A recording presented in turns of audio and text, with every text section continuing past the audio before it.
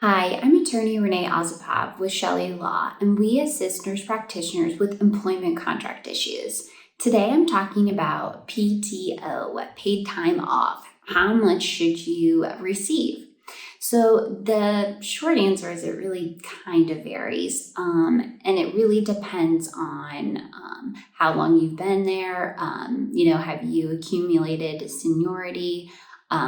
Have you been practicing for a long period of time? Where are you in the country? It really depends on like a plethora of factors. But some things to really consider that I see honestly day to day with PTO is if you have a 4-day work week. Sometimes your PTO is actually less than it would normally be, and that's just the employer thinking that because you have an extra day off every week, therefore you're entitled to less PTO. I would disagree with this, so it's definitely something that you would maybe want to advocate and double check. Also, another thing you want to consider is what is in your PTO amount of time. Sometimes you're given just amount of days, and that includes vacations, holidays, CMEs or continuing education, sick time. So when you get that initial number of PTO, it looks great. You're like, wow, I'm going on vacation, but you want to be careful because you need to see what's actually included in your PTO time. So you should always receive PTO for continuing your education, and that should be an additional 3 to 5 days. You also want to account for all of your national holidays. You should have that time off, or you should be compensated for working on those holidays, additional compensation.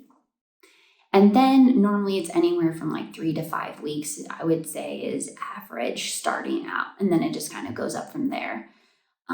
But just to recap, you just want to know how much and what's included because it can get a little tricky. Another thing I see with PTO is your schedule's in days, and sometimes your shifts vary upon like how many hours. Is it 10 hours and 8 hour? But PTO is in days. So that gets a little confusing. Are those 8-hour days you're being compensated for or 10-hour days? You don't know. And then also it goes, again, if you have a 4-day work week, but you have, 3 to 4 weeks off, is that including the 4 days or 5 days? So it gets a little confusing. So however your schedule's broken down, if it's broken down to how many hours or how many days per week, it's customary that your PTO should be broken down in the same amount of time. That way you should always know by reading the agreement how many PTO days you're agreeing to in this employment offer. The other thing I see sometimes is also your PTO has to accumulate. So on day one, you're not going to be receiving that full 3 weeks. It's kind of prorated for how long you work there. So you want to make sure that that's outlined accurately in your employment contract or agreement, so you know how long you have to work there in order to receive those. And then the last thing about PTO, I always check this in the termination section. The majority of time when you give your notice, and sometimes you have to give it, 90 days in advance, anywhere from 60 to 90 days, you're not allowed to take any of your vacation days. You forfeit those and they will not reimburse you for those.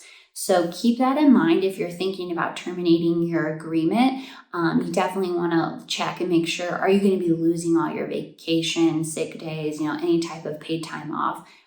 Because you'll definitely want to take that or be paid out for that before you decide to terminate your agreement. If you'd like any more information on this, you can check out our website. We have tons of content on there and videos as well. You can also schedule a consultation with us, and we're happy to look over your agreement and give you any sort of insight from our scope as an attorney. So if you'd like any of that information, again, it's Chelle Law, CHELLE law.com. Thanks.